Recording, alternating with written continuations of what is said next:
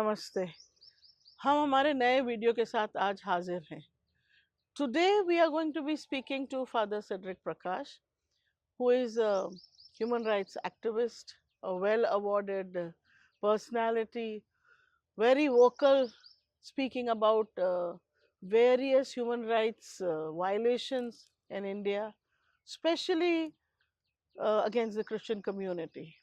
Recently, there have been very volatile statements which have been made by various politicians and even well known saints or sadhus. So, let's hear what he has to say about these extremely alarming statements being made and how that will affect the community. So, we welcome you to the show. Good. Thank you, Sonal Kellogg. It's always good to be on your program. I feel it's a great privilege and a joy to be here, and very especially in the context of response, all your programs received from a whole section of people, both from India and abroad, especially minorities and other like-minded groups.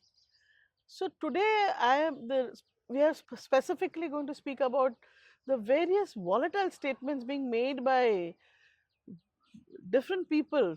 I mean, just a few days ago, Murari Bapu, the very well-known Ram Kathakar from Gujarat, he's been talking about the fact that too much of conversions are being undertaken by Christian teachers in the tribal belt of Gujarat.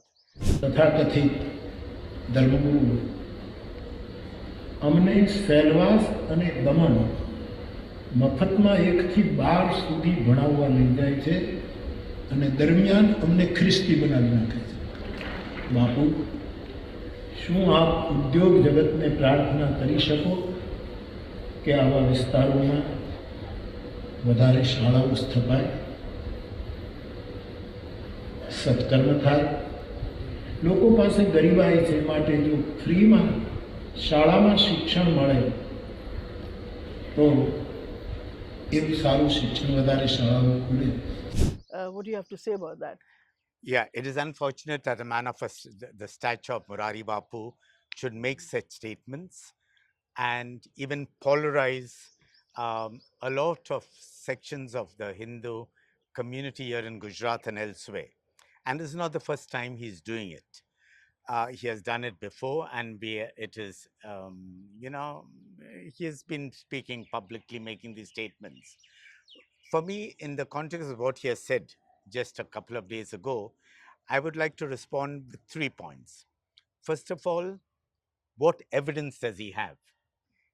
He is making blatant statements that there are plenty of conversions going on, and because 75% of the teachers in the schools run by Christians in tribal areas belong to the Christian community. Now, I think without facts, without substantiation, this is a totally immoral, uh, um, statement to make, and it denigrates a whole community like the Christians here in Gujarat and elsewhere. Secondly, okay, teachers are chosen by us, by our schools, by educational institutions, on the basis of qualifications and competence. Okay, not because of their religion. Okay, we have transcended constitutional. We have constitutional guarantees that we go according to the competency and so on. And some of our schools are getting money from the government. Okay, and purely because of the qualification, the competence of the teachers. Thirdly, all the teachers that we have in the schools and so on are teaching the curriculum of the Gujarat board, of the and of subjects prescribed, and do not indulge in any other activity. When a man of the stature of Murari Bapu makes such a statement, it is not merely immoral, it is not unconstitutional, it denigrates a whole section of Indian society, very especially the minority community like the Christians. I think It is unwarranted, and he should apologize for making such a statement against the Christians.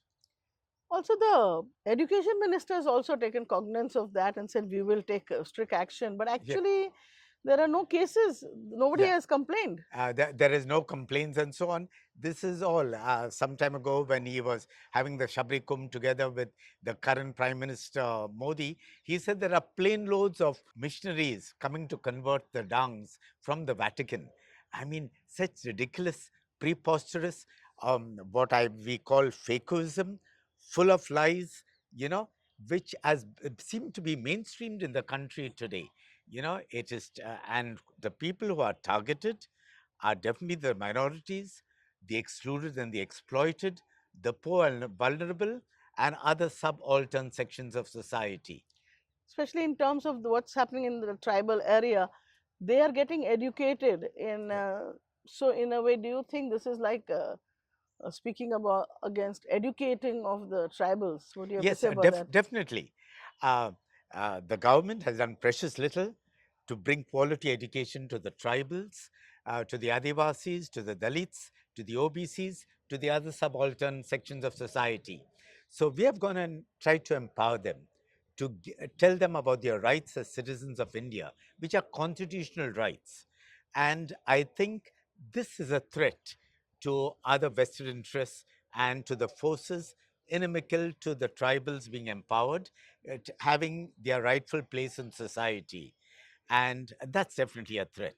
And when more and more people get empowered, more and more people get educated, I think several sections of Indian society, I mean, these are small in number, are definitely threatened. Their vested interests definitely come into play.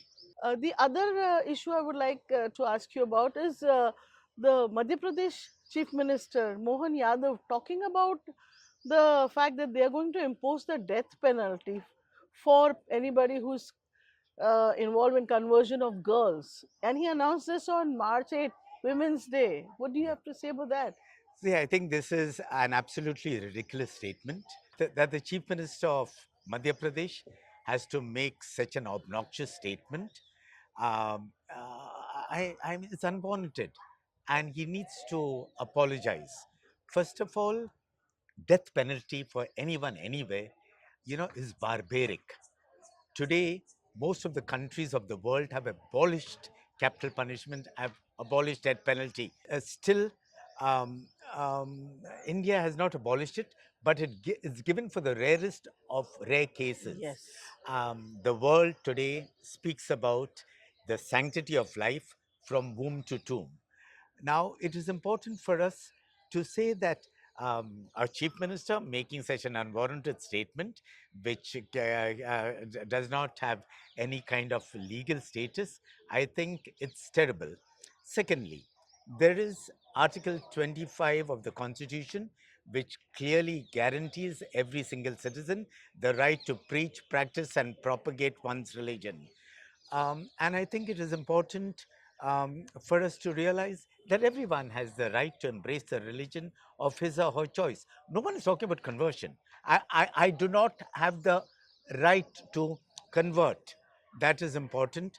But I have the right to choose the religion of my choice, even to stop believing in a God.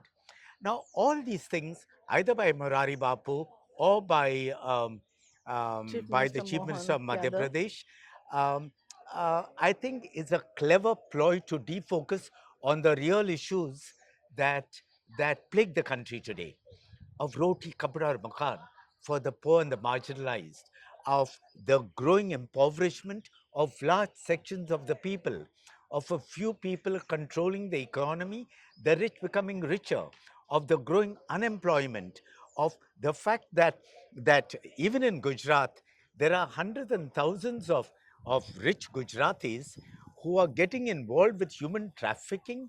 And in spite of Ache Din, in spite of having the paradise here on earth, the so-called promised by the Prime Minister, many of them want to get into the United States and Canada, and Trump has been sending plane loads of them back to Gujarat and other parts of India.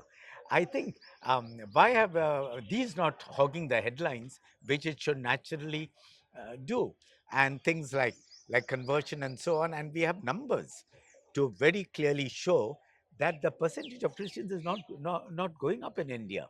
And anyone and everyone in India has the right, the fundamental right, to choose the religion of his or her choice, or to stop believing in any god for that matter. Right. Do you want to say what can we do to mitigate these things? We have the Constitution of India, and we know the rights and the the both the duties enshrined in them. Can we propagate the Constitution as much as possible, the various articles, okay, like Article 25, Article 19, freedom of speech and expression, Article 21, the one of livelihood, and so on. There are several articles which need um, uh, take constitutionality, constitutional and constitutionalism to hold the government responsible for not fulfilling their mandatory obligations to the people of India. The government is abdicating these roles and responsibilities, and I think it is important for us to look into that. Uh, Secondly, is we need to create a unity. We need to focus on the big issues, the issues that plague the country, plague the minorities and the subaltern groups like the Adivasis and the Dalits, the OBCs, very especially the unemployment, the growing deforestation, climate changes that are affecting them, the lack of proper quality education for them, the lack of their rights, their livelihood, and so on. We have to focus on these issues and ensure that the government even focuses on this. And as I said earlier, unity is the call of the day. We need to be strong. We need to be united. We have to work with civil society, with like minded individuals and groups from all sections of society who are very concerned about what is happening in the country today. Right. Thanks for speaking to us Good, as you've always been doing. You've been speaking to us, you've been giving time to us. We really thank you. good. Thanks a lot. So, you've seen how Father Cedric Prakash is concerned about the various statements being made regularly, repeatedly. Please, what do you have to say about it? Do comment on our videos, do like, share, subscribe to our videos, and we really, really, really like to listen to what you have to say. So, do comment. Thank you.